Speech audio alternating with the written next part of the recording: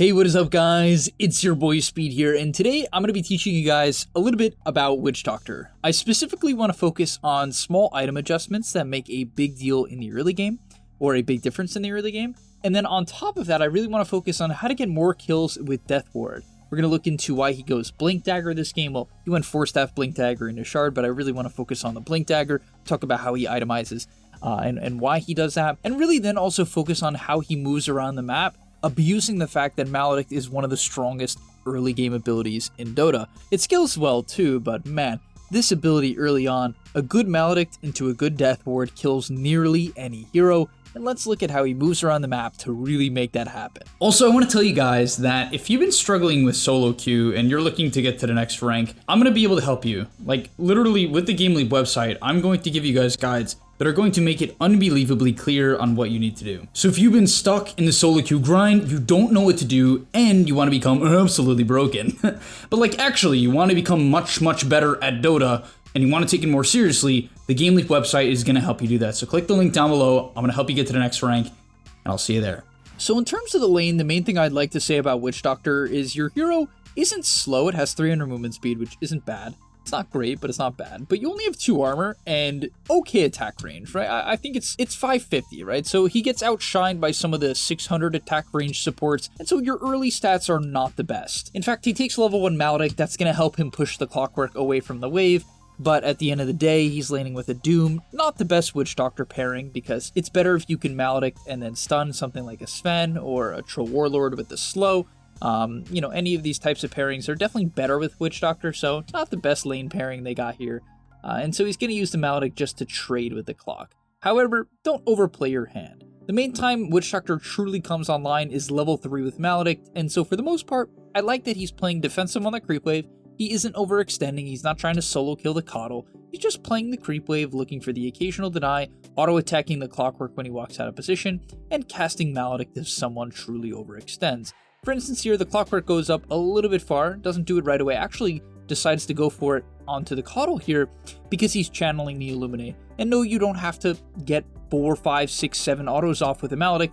1 or 2 is fine, it's good damage, and the spell can be looked at as just a chip damage spell in the early levels. So to skip ahead to the 5-minute mark, I want to look at him get a kill onto the Clockwork here, and then we'll move ahead on from the laning stage. But basically the main thing he does well is, first of all, he buys a ton of mangoes. You notice his early items, if I skip back a little bit, are tangos, 3 mangoes, then he ships out more regen, right, because you consistently need to just be able to spam out your Maledict. So he gets another set of tangos, a sentry for the small camp, unblocks the small camp as they look for the kill on the clock. Isn't going to be able to solo kill him. I like that he conserves his mana here, doesn't waste his stun because he knows the clock won't die. That's just really good understanding of how much damage your level 1 Maledict will do. And then from there, he's going to get the level 3, saps the levels. I love that, right? A lot of support players think, oh, I can't farm the creep wave. You know what I mean? It's just not, they don't think it's their job, but it's fine, right? It's good, it's very good to sap the creep wave. And now when he hits level 3, his gameplay is going to change a little bit. Gets gone on by the Clockwork, nothing's going to come out of this. Clock makes the good play to force the Maledict and kite it out. Really well done by the Clockwork. However, he's not going to give up, and really that's the key thing, just keep trying. Buy the items that make that possible, and then keep trying. Here, he'll kind of wrap on the Coddle, definitely chasing him down because of the fact that he has the level 2 Maledict. Eventually, he will be able to bump into the Coddle here, doesn't go for the stun immediately, and I like that he doesn't stun here. The reason why, and the reason why you should copy this, is because Witch Doctor's stun is a really short duration. It's only a 1-second stun, and it does practically no damage. So basically this ability is only good if your other hero is directly on top of them, or if they're, you know, next to someone, right? If the clock was standing here, then it would maybe be a good stun. But as a solo ability, you never want to cast it. Never. It's really bad. The only reason he does it here is he thought the clock was a little bit too far up. The clock was half HP, and so he thought the kill could be finished off, which was correct. The clock actually had to deny, which was a really sick play, to the neutral creeps to prevent himself from dying to the Maledict. And now once again, because he has mangoes and these tangos, he can go back in immediately. He's eventually going to get into the right side tree line, which I thought was a cute play. We'll see that in a moment as they get a good Maledict onto the Coddle, forcing him down to practically no health. Crazy spell, right? The Coddle is literally 50 health if you see it in the upwards top bar. But yeah, he gets a really nice wrap onto the right side of the trees. Clockwork doesn't expect this, and as a result, he has some good patience here.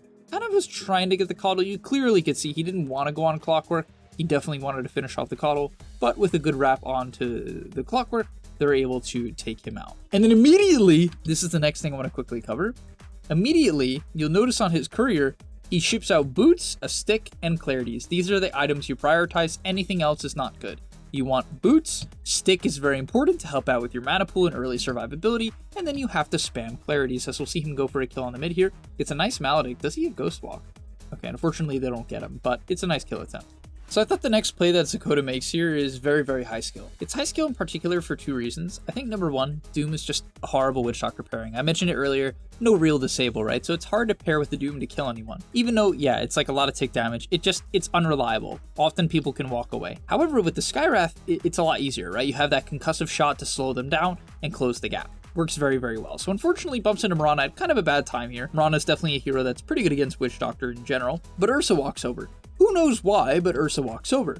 So he's able to synergize with the Skywrath, chip out the Ursa, right? Basically kick him out of lane with one decent Maledict, and most importantly, enable the Lycan to eventually attempt at least to take the tower, right? Because they chip down this Ursa and they force him back to base, he did TP back to base, they can now get this tier 1 tower. So his rotation's massive, right? It enables the unit hero to get the tower.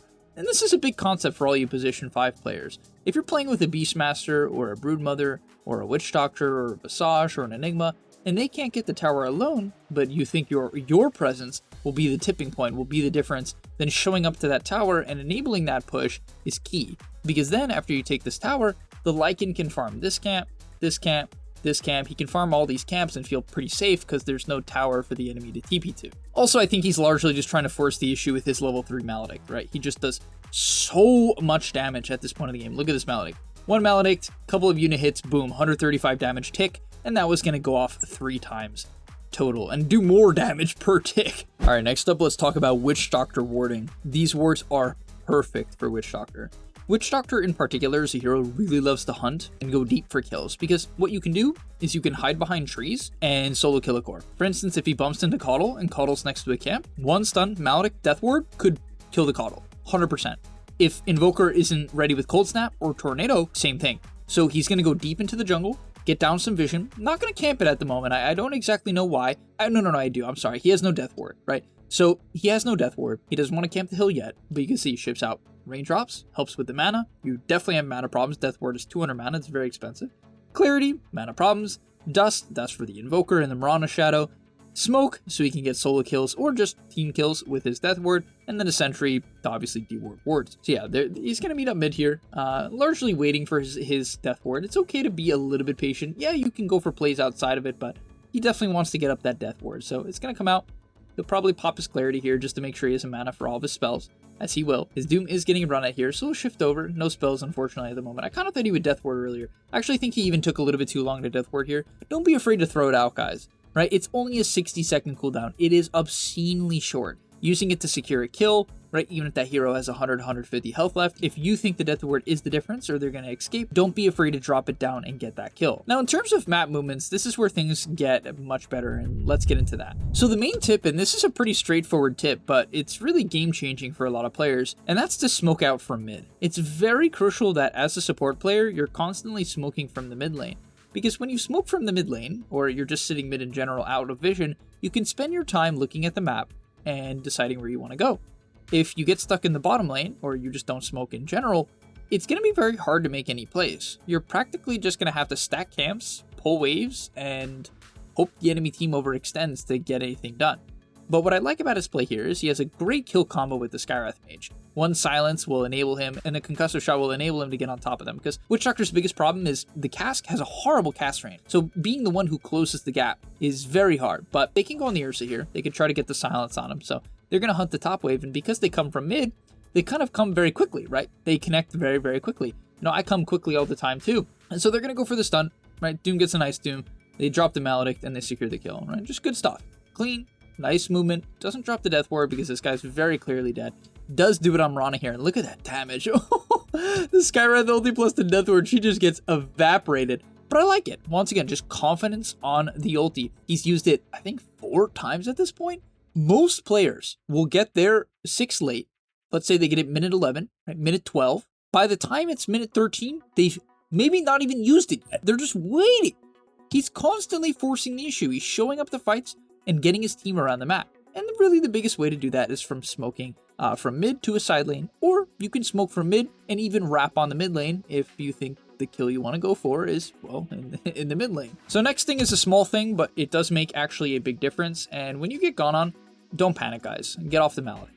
Small point, but it really makes a big difference from going from like a 3K player, 3K decision making, 2K decision making to 4K decision making is largely whether or not you panic or not in tough situations, right? Situations where you get jumped. So I love the fact that he doesn't panic, gets off the mallet. It doesn't seem like a big deal, right? But when it comes to killing this clock, that extra damage is gonna cause his team to not have to overcommit as much as they usually would, right? Because the mallet goes off, they're able to get the kill. That kill isn't possible or is significantly harder without that mallet. So I just really wanted to point that out because I know a lot of players will think, oh, I can't cast Death Ward, I'll just throw out my stun and die, and they'll panic, they'll forget to get off what I would argue is Witch Doctor's best ability. Alright, next he's going to go for a kill on Ursa here. This is a situational thing. He's very much feeling confident because Skywrath Mage is a hard counter to Ursa early on.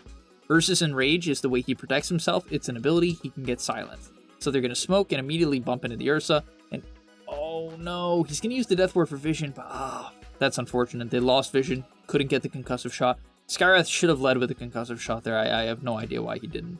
That's a little bit unfortunate, but you get the idea. I really like that he's going for the kill combo there, because honestly, I would say his best kill combos this game are Skywrath and the Pangolier, and Pangolier just hasn't been with him, so he's just not playing with him, which is fine. So the next and probably my favorite play is him hunting the midwave, but you really need to hunt the midwave in the nighttime. Hunting midwave in the daytime, which is a play people try to make over and over again, and it's horrible, is just something you shouldn't do, right? Don't play the midwave in the daytime and go for kills. Like, literally people from like 1 to 3K, 1 to 4K will just sit mid hoping the enemy overextends when they literally see each other.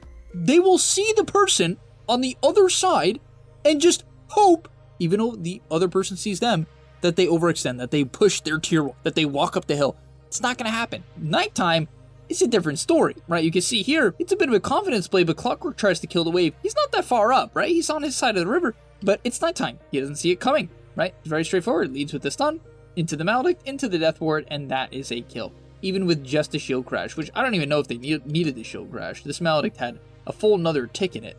But yeah, just they get a nice kill. Unfortunately, Pango does overextend. He couldn't get the roll off, but I thought it was key. Also, once again, doesn't panic, gets the Maledict off before dying. So when it comes to items, the main items you can buy on Witch Doctor are Aether Lens, Glimmer Cape, and Shard. Now this game, his team has a pretty heavy initiation problem. They don't have a true hard blink stun. The only one they have is Pangolier Roll. However, often the problem with Pangolier Roll is it's a 75-second cooldown compared to Axe Call, which is 11, or Sand King Stun, which I think is 12. You get the point, right? They don't have a consistent stun, a consistent hero to set up. So I really love the blink because it's going to give him the most range to set up the stun. It's a little bit risky because you're putting yourself so far out of position, but that's why I like it as a second item here, because he has the Force Staff, so he can go in, get the stun off, Force Staff out. That's going to largely be the idea. I really hate the notion or the idea of skipping your Shard on Witch Doctor, and he'll buy it next, but man, Witch Doctor Shard is so OP. It's one of the best in the game. It's a 3-second duration on your switcheroo, so basically you go into the ground, so you can't be hit, you can't be targeted, so it's like a good Glimmer, it's like a OP Glimmer, because it's quite instant, right? It doesn't have like a fade time like Glimmer, or it can be countered by Dust, or nullified, or anything like that. It just can't. You just go into the ground for 3 seconds on a 40-second cooldown, and you shoot your Death Ward, and it does a lot of damage, man. It does a lot of damage, so you can get away from something like Invoker's Cold Snap combo. He can even use it when getting gone on by Clock. Right, if he's Spirit Vessel by Coddle, he can go in the ground and deal with it. It's so good, it's so incredible, and does a lot of damage while it keeps you alive. It's really great, so I don't like often delaying that. I like buying it as close as I can to minute 15 after generally my first core item, whether or not that's an Aether, a Blink, or a Force Staff. He goes for Force Staff this game. I think it's largely because it's really good against the Chain Stun from the Ron Arrow, really good against Ursa, kiting people out, and most importantly against the Clockwork Cogs. But yeah, in this fight here, let's take a look at his general positioning and see how he approaches the fight with the Blink Dagger. So first off, the enemy team is approaching, and he very intentionally takes the long route around. He doesn't want to get caught in the middle, because the problem with this build is if you get caught in the middle, you have to Force Staff instantly. And that feels pretty bad, because then you can't really go back in and drop your ulti without killing yourself. Items like Force Staff are very important when you don't have Aether, so that you can actually get your spells off. But with a little bit of discipline here, he tries to go on the clock, unfortunately gets cogged. I think that was kind of a bad jump, and honestly, I don't even love this Force Staff usage. I think it's not bad damage, but he messed up a bit there, let's be real.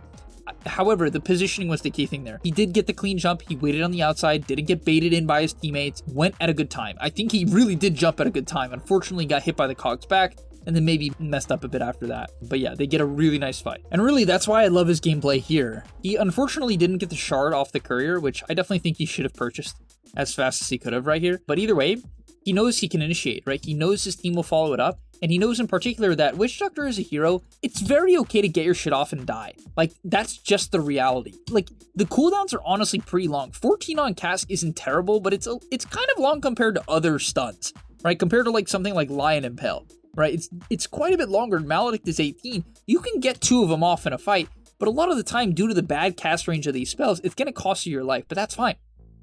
He knows he can be the guy to initiate on the Mirana. Goes for the death ward, right? Going for the solo kill. I like that he's willing to just kind of get off his combo and take out a support. A lot of people are like, oh, I need to buy an Axe and kill 14 people with my ult. It's like, you really don't have to. It's quite valuable, and it will get your team off to a good start if you can burst someone and they can't even get their spells off, their items off, whatever it is. So he's going to get off the Force Staff here. I think he unfortunately goes down, but it causes Ursa to heavily overextend. He gets doomed, and he's completely dead. Right, so just really good stuff as they chop onto the Mirana as well. I think that's a dieback on her, actually. But yeah, they chop onto the Mirana, and so I just wanted to point that out. When you do get this Blink Dagger, if your team truly has no initiator, then it's okay to play like that. Just make sure you hold the Force Staff for defensive purposes. Don't Force Staff aggressively. Now, at this point, I like his gameplay, even though he looks AFK. He's just camping a hill, he's camping a ward. Witch Doctor is one of the best ward campers in the game because no one likes getting maledicted. I don't know if you guys know this, but when you get maledicted, it actually can't be dispelled. Now, you can't use maledict on someone who is currently BKB'd, but if you maledict someone and then they BKB, they will still take full damage from the maledict. It's an incredible ability in that way. So heroes like Ursa, who buy this BKB, or Invoker, who have the BKB, if you can get off that maledict pre the BKB, the ability will destroy them, completely destroy them. It's a hard counter to BKB if you can get it off first, as he actually sees the Ursa here. I like, once again, you see how he takes the long way around? He's not stupid. He doesn't see the Doom jump and just YOLO in. He takes a second, understands I need to let my initiator go first, and then he'll follow it up, right? Goes in here, unfortunately, kind of messes up. I don't know why did he Force Staff here? Was it to save his Doom or something? You usually don't want to have to Force Staff in, you don't want to have to Force Staff in. You want to be able to use it to get out. I don't know what happened there. Oh, he used it to save Doom. Okay, so he's trying to save the Doom. Doesn't get the best of jump, unfortunately. Does get hooked almost right away, which sucks, but he'll eventually get off his Cask. Then from there, I think he should have tried to Maledict and drop the ulti on the clock, as he is going to blink out. All right, and getting into one of our last fights of the game, we're going to see beautiful execution from Zakota here. I just think his target priority is key. His best target at this point of the game, definitely Invoker, in my opinion.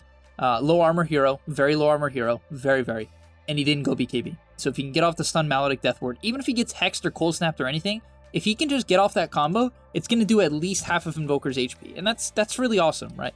It's huge. Also, if he can get off the stun onto the Invoker, Pango likely can follow it up, or Doom can follow it up as well. Wow, this replay, it's so bugged. But yeah, Roche Fight breaks out, so he tries to go in to chain stun the Ursa. They do end up getting it. The Cask actually perfectly chain stuns. Oh, that's crazy. It actually perfectly chain stun the Ursa. That's why you just stay near the pit, right? If the enemy is going to run into you, you can stay near the pit. Now, they try to catch onto the Cuddle here. I don't think they get him right away, but they get him eventually. Then he's going to counter initiate here. And what I like that he does is he's very quick to understand, okay, this Invoker doesn't have BKB. He knows that. And so he's going to get off the Cask. It's a really nice Cask here. Gets off the Maledict, drops the Death Ward. Yes, he's going to get tornadoed, but that's likely enough damage to get the job done because Maledict is a crazy ability. Is it? He can go Quas. Tries to TP. Nope. Goes down. And there it is. It's a beautiful jump on a hero with no BKB, even though it works through BKB, so don't get me wrong, even if Invoker had BKB, it would have been still a pretty good jump, but they get the kill, and now we can chase on the clock. Oh, this could be a good Cask. Oh, but there's no follow-up. Oh, there is follow-up. Oh, that damage. Oh, no. Okay, they do get the clock. And Mirana dies too. Look at that's crazy. And that's the thing about the Blink. It's way better at catching heroes together. And when you have your Blink Dagger, That's what you want to look for, right? He found the clock and the Mirana together, like really on top of each other, and it just sets up for this perfect opportunity to get a 2-man cask. It's like a 4-second stun, and then get a 2-man Maledict as well, which just rip them apart. And so also turn on his ulti. At this point in the game, you can just keep your ulti on in team fights.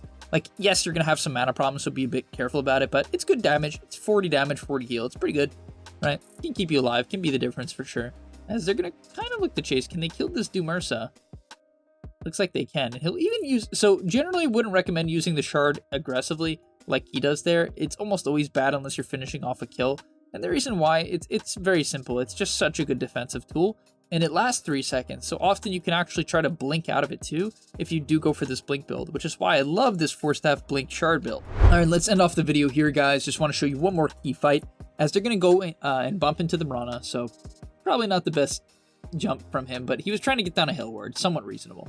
So they go for the hill ward, Invoker shows on the right. He's very quick. Well, I don't usually recommend 4-staffing aggressively, but they kill the Ursa and they kill the Mirana. This is a done deal. This fight is won. So that is the only time I suggest 4-staffing aggressively. Otherwise, I would use it to kite out on the fight, so the enemy overextends and puts themselves in a very dangerous position. But I like what he does. Drops the stun, drops the Maledict, no hesitation. He knows this is going to get canceled. Let's be real. This is high enough MMR. He knows this is going to be canceled. But look what happens. This guy, because he doesn't want to get death warded, drops the Hex, E-Blade, Meatball combo, and you're like, alright, whatever, I'm dead. Psych! You got the shard! You just go invulnerable. Oh my gosh. He does to the Sunstrike, but you get the point.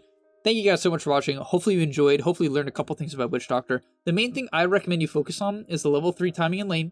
Please spam regen, have at least 3 mangoes, 2 clarities in the lane, buy stick if it's a good stick lane. After that, go boots into Windlace. After boots and Windlace, make your moves around the map. Take your Tome at level 10, really make sure you get your Death Ward at a very strong timing, right? Try to get it at 10, 10, 30, 11, don't get it much later than that. You need to put this ability to work early on. It's one of the best early game spells in the game, so get active. Buy smokes when you buy the Tome, right? Get active, make smokes from the mid lane, find the hero in the side lane showing on a ward, or if you just think someone's going to push out the creep wave, because people tend to do that, then hunt on the creep wave as well. Thanks so much for watching. I'll see you in the next one, and I'm out. Peace. And that's all, but remember, before you leave, come on, before you tune out, subscribe to the Game Leap website, where we are going to help you get to the next rank. If you're stuck, click the link down below, and I'm out. Peace.